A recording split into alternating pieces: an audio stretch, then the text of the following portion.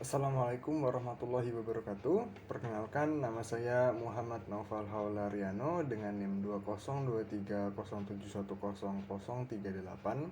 Pada kesempatan kali ini, saya akan menjelaskan secara ringkas tentang pengantar mata kuliah metodologi penelitian kuantitatif yang diampu oleh Ibu Novia. Baik, memasuki bagian pertama dari materi pengantar metode kuantitatif. Metode kuantitatif adalah pendekatan sistematis yang mempelajari fenomena sosial dengan menggunakan data numerik. Nah, metode ini dapat membantu seorang peneliti untuk memahami pola, hubungan, tren dalam data yang dikumpulkan.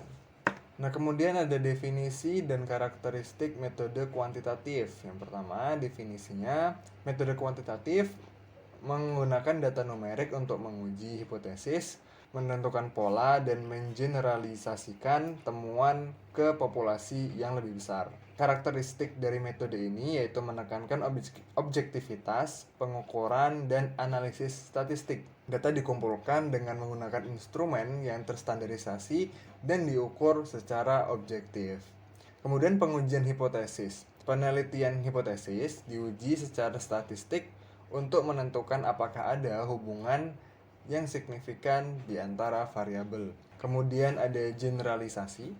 Temuan dari sampel dapat digeneralisasikan ke populasi yang lebih besar dengan tingkat kepercayaan tertentu. Nah, tujuan dan manfaat dari metode kuantitatif. Ada 4 tujuan dan manfaatnya, yaitu yang pertama, pengujian hipotesis. Menguji hubungan dan perbedaan antara variabel dengan menggunakan data numerik. Kedua, ada pengukuran. Mengukur variabel penelitian dengan menggunakan instrumen yang terstandarisasi dan diukur secara objektif. Yang ketiga adalah generalisasi.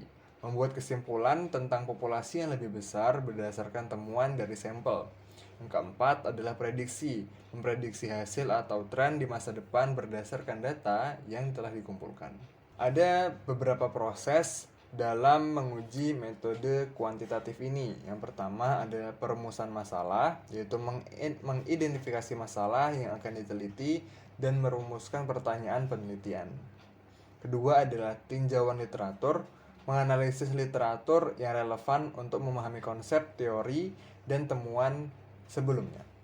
Ketiga ada perumusan hipotesis, merumuskan dugaan atau pernyataan tentang hubungan antara variabel yang akan diuji. 4. Ada pengembangan instrumen, membuat instrumen pengumpulan data yang valid dan reliable untuk mengukur variabel. Kelima adalah pengumpulan data, mengumpulkan data dengan menggunakan instrumen yang telah dikembangkan. Keenam ada analisis data, menganalisis data yang telah dikumpulkan dengan menggunakan metode statistik.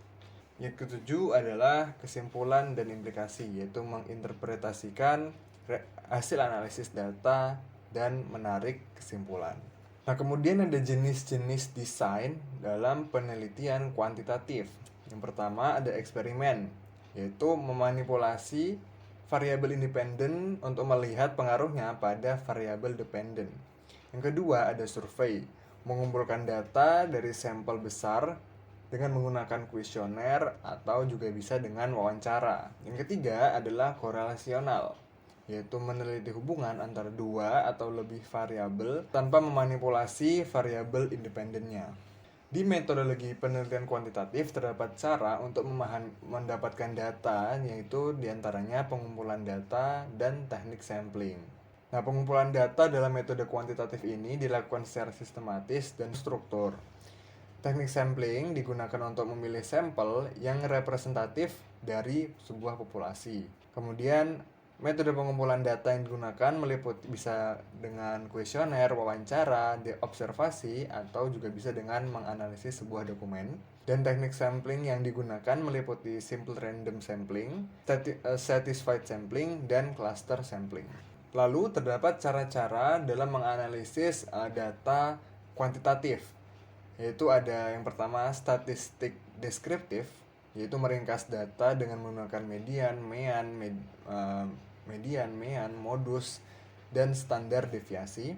Kemudian ada statistik inferensial, yaitu menguji hipotesis dan membuat generalisasi tentang populasi berdasarkan data sampel.